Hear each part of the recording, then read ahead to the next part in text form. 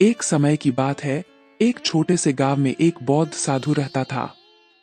उसका नाम धर्मपाल था, जो हमेशा से शांति और सहानुभूति के साथ जीता था। वह अपने छोटे से आश्रम में जीवन का अर्थ ढूंढ रहा था और लोगों को धार्मिक शिक्षा देता था। एक दिन आर्यन नामक एक युवक गांव में आया और धर्मपाल के आश्रम का दर्शन करने का मन बना लिया। आर्यन अपने जीवन में आगे कैसे बढ़े वह ये हमेशा सोचता रहता था और धर्मपाल से साधना चाहता था। धर्मपाल ने आर्यन का स्वागत किया और उसे बौद्ध धर्म की महत्वपूर्ण बातें सिखाने लगा। आर्यन ने बौद्ध धर्म की सरलता और शांति भरी शिक्षाओं को बहुत ध्यान से सुना और समझा। धर्मपाल ने आर्यन से कहा, अब बेटा, शांति का मार्ग सीधा हृदय से जुड़ा होता है। तू अपने मन को शुद्ध कर और फिर तुझे सच्ची शांति मिलेगी। वे दोनों मिलकर रोजाना ध्यान और धार्मिक चर्चा में लग गए। आर्यन ने धार्मिक सिद्धांतों को अपना लिया और उसका जीवन बदल गया। उसने अपने असत्य और अहंकार को छोड़ दिया और एक नए आदर्शों की ओर बढ़ने का निर्णय किया। एक दिन गांव में एक बड़ा समारोह हुआ और गांव वाले धर्मपाल और आर्यन को सम्मानित करने के लिए आमंत्रित करने लगे। लोग उनके चर्चाओं और शिक्षाओं से प्रभावित हो रहे थे और उन्हें गुरु मान रहे थे।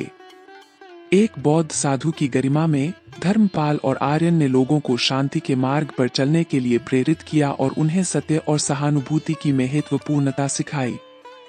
एक दिन गांव में एक विवाद उत्पन्न हुआ जिसने लोगों को विभाजित कर दिया। धर्मपाल और आर्यन ने इस स्थिति को देखा और मिलकर लोगों को सुलझाने का प्रयास किया। उन्होंने सभी को याद दिलाया कि शांति और समरसता का मार्ग सिर्फ सच्चाई और सहानुभूति में ही है।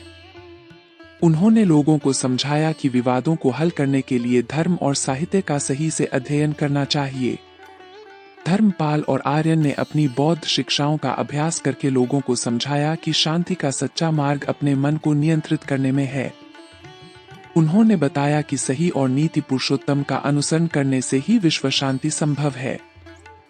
धर्मपाल और आर्यन का संबंध गांव वालों के दिलों में बढ़ता गया और उन्होंने अपने आश्रम में और भी अधिक लोगों को धर्म और शांति की शिक्षा देने का निर्णय लिया। इस प्रकार धर्मपाल और आर्यन ने गांव को शांति और समृद्धि के मार्ग पर चलने के लिए प्रेरित किया और लोगों को सच्चे धर्म का पालन करने की शिक्षा दी। उनकी गाथा आज भी लोगों को शांति की दिशा में मार्गदर्शन करती है और उन्हें सच्चे धर्म के मार्ग पर चलने के लिए प्रेरित करती है।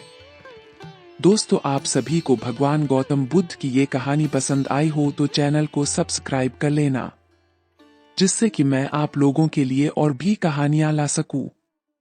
धन्यवाद दोस्तों, अपना ख्याल रखें।